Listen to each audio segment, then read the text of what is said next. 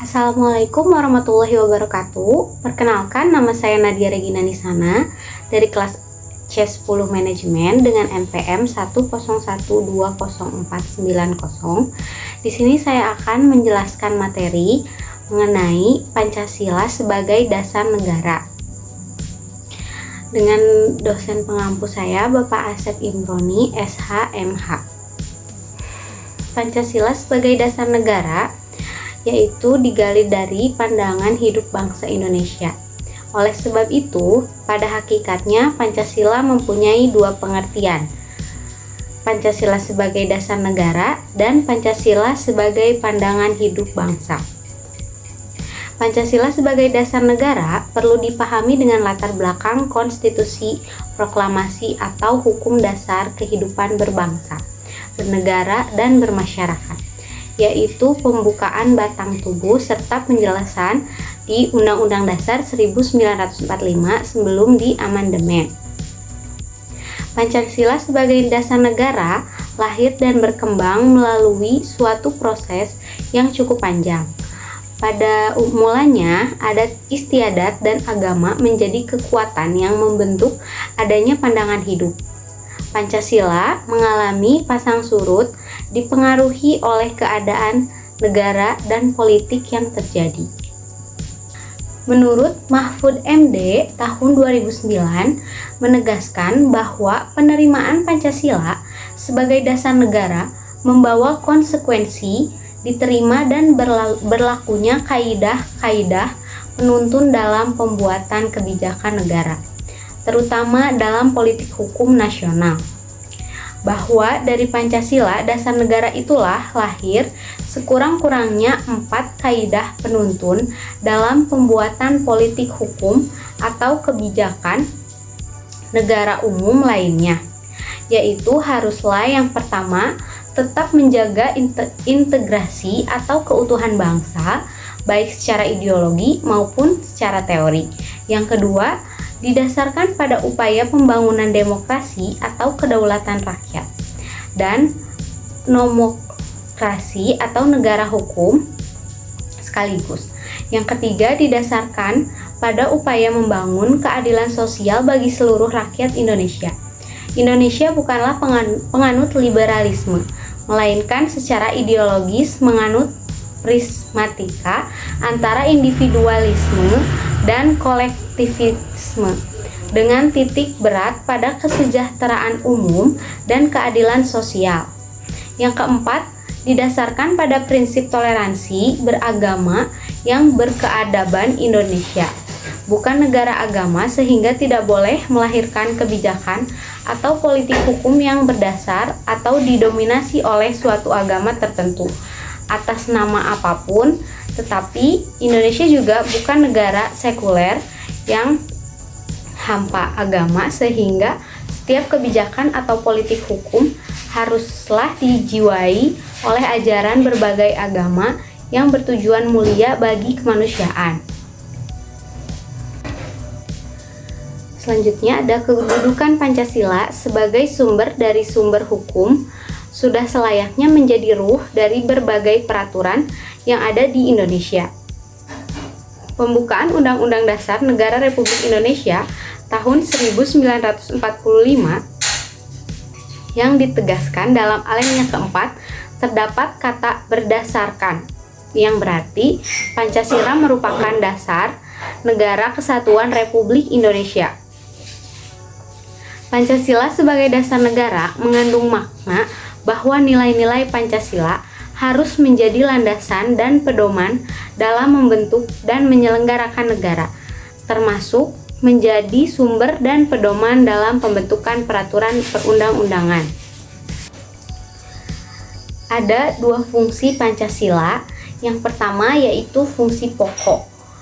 Fungsi pokok terdapat dua macam, yaitu Pancasila sebagai dasar negara dan Pancasila sebagai pandangan hidup bangsa. Selanjutnya ada fungsi tambahan. Yang pertama ada Pancasila sebagai kepribadian bangsa. Selanjutnya Pancasila sebagai sumber dari segala hukum. Selanjutnya Pancasila sebagai alat pemersatu bangsa. Pancasila sebagai perjanjian luhur. dan Pancasila sebagai paradigma pembangunan. Dinamika dan tantangan Pancasila sebagai dasar negara. Pertama, dinamika dan tantangan sila pertama, ketuhanan yang Maha Esa, mengandung isi arti mutlak bahwa dalam negara Republik Indonesia tidak ada tempat bagi pertentangan dalam hal ketuhanan atau keagamaan atau aliran kepercayaan kepada Tuhan yang Maha Esa. Bagi sikap dan perbuatan anti ketuhanan atau anti keagamaan dan bagi paksaan agama yang demikian itu memang tidak lain dan tidak bukan adalah sesuai dengan sifat bawaan pribadi kebangsaan kita. Sejarah bangsa Indonesia telah menunjukkan kemampuan bangsa kita untuk mengadakan perpaduan dalam bentuk sintesa yang harmonis pada lapangan kebudayaan dan kerohanian dalam arti yang luas. Keaneka-tunggalan berbagai cita-cita yang berlainan, yang asli dan yang datang dari luar dalam lapangan hidup yang pokok-pokok, kerohanian dan kejasmanian. Begitulah dasar negara Pancasila yang pertamanya melingkupi sekaligus menyinari keempat sila lainnya. Kedua, dinamika dan tantangan sila kedua, kemanusiaan yang adil dan beradab, yang mengandung sifat hakikat manusia sebagai dasarnya. Tersimpul pula sifat-sifat kepribadian Indonesia atau kepribadian Indonesia berupa kepribadian Pancasila, karena bangsa Indonesia sendirilah yang dinamakan sumber bahan Pancasila, di mana sebelum proklamasi kemerdekaan sungguh telah berpancasila dalam arti kulturil dan religius hingga sesudah bernegara yang dikenal dengan istilah priprakara. Untuk itu hendaknya diingat bahwa unsur-unsur yang terkandung dalam Pancasila sebagai dasar filsafat negara di dalamnya merupakan inti-inti kultural dan religius yang tetap dalam jangka masa berabad-abad itu. Dengan segala perubahan dan perbedaan keadaan yang dialami bangsa Indonesia, tidak dapat lain merupakan cita-cita bangsa, terkandung dalam angan-angan yang dalam sanubari, yang di dalam kenyataan keadaan hanya mungkin direalisasikan menurut keadaan, kebutuhan, dan kemungkinan yang dengan sendirinya dinamis dan berubah meskipun berbentuk dan sifatnya tetap sama. Yang ketiga, dinamika dan tantangan sila ketiga, persatuan Indonesia. Bahwa perjuangan pergerakan kemerdekaan Indonesia telah sampailah kepada saat yang berbahagia dengan selamat, sentausa, dan mengantarkan rakyat Indonesia ke depan pintu gerbang kemerdekaan negara Indonesia yang merdeka, bersatu, berdaulat, adil, dan makmur. Apa yang dimaksud bersatu?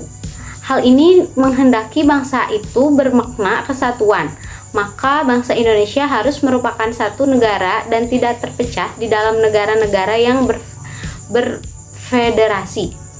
Bukankah kesatuan kebangsaan merupakan dasar sendi negara, baik di dalam negara sendiri maupun dalam kancah dunia internasional? Tersebut pula rumusan tujuan negara, melindungi segenap bangsa Indonesia dan seluruh tumpah darah Indonesia. Hal ini terkait kebangsaan dan wilayah negara.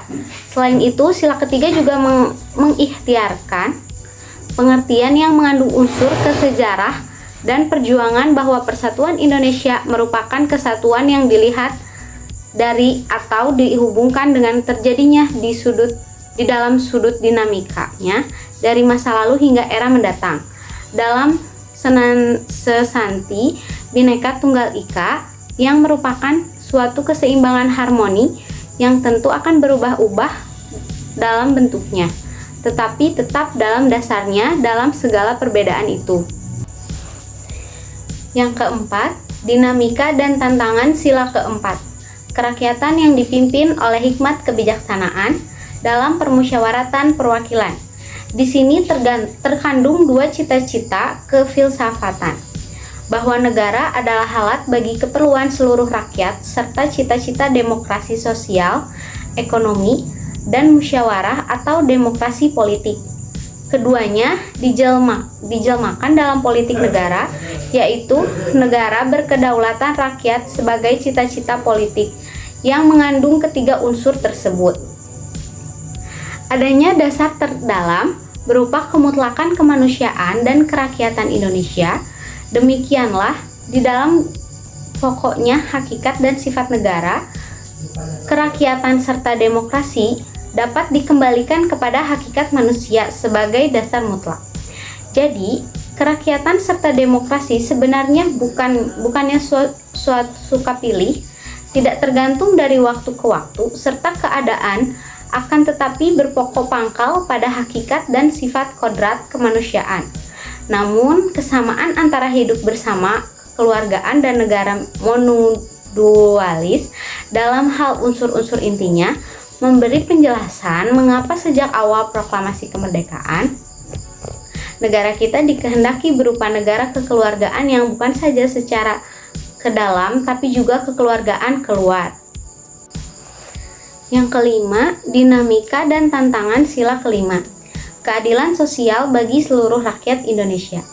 Bahwa adil dan makmur secara tegas merupakan tujuan bangsa kita dengan proklamasi kemerdekaan untuk bernegara.